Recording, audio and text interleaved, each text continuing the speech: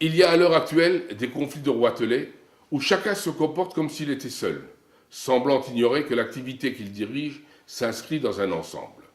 Chacun ne voit et ne veut voir que ses prérogatives, ses avantages, ses ambitions personnelles, son pouvoir.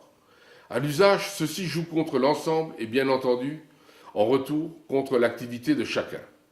Pour ce faire, j'organiserai donc cette diversité municipale et paramunicipale en introduisant une discipline salutaire, une cohérence, de sorte que celle-ci travaille harmonieusement dans l'intérêt général.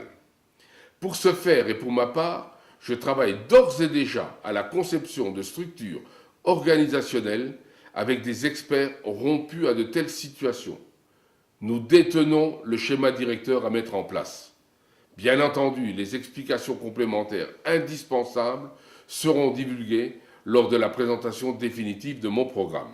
En dernier lieu, et ne croyez pas là à un début de polémique, je dis haut et fort que l'exercice du pouvoir doit être indépendant des facteurs passionnels et autres excès d'humeur.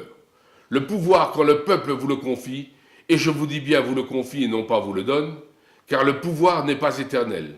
C'est pour le servir et non pas pour satisfaire ou nuire à l'un ou à l'autre.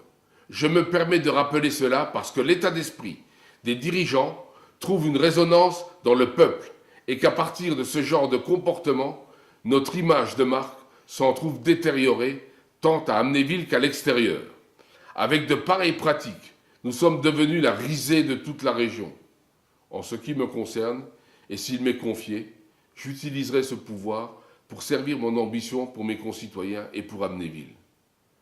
Aussi, je voudrais qu'il soit tenu pour acquis, étant candidat contre personne, mais candidat pour Amnéville, je n'engagerai lors de cette campagne aucune polémique afin d'œuvrer de façon positive, à savoir de ne pas perdre de temps et d'énergie par des considérations vides de sens qui ne sauraient donner à ma candidature la dimension et le sens indispensables à la mise en place des actions de sauvetage nécessaires pour notre ville.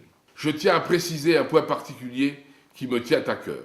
Je fais allusion ici à l'embellissement de la ville qui, à mon regard, est morose et n'est pas digne de la station thermale de tout premier plan qu'est Amnéville.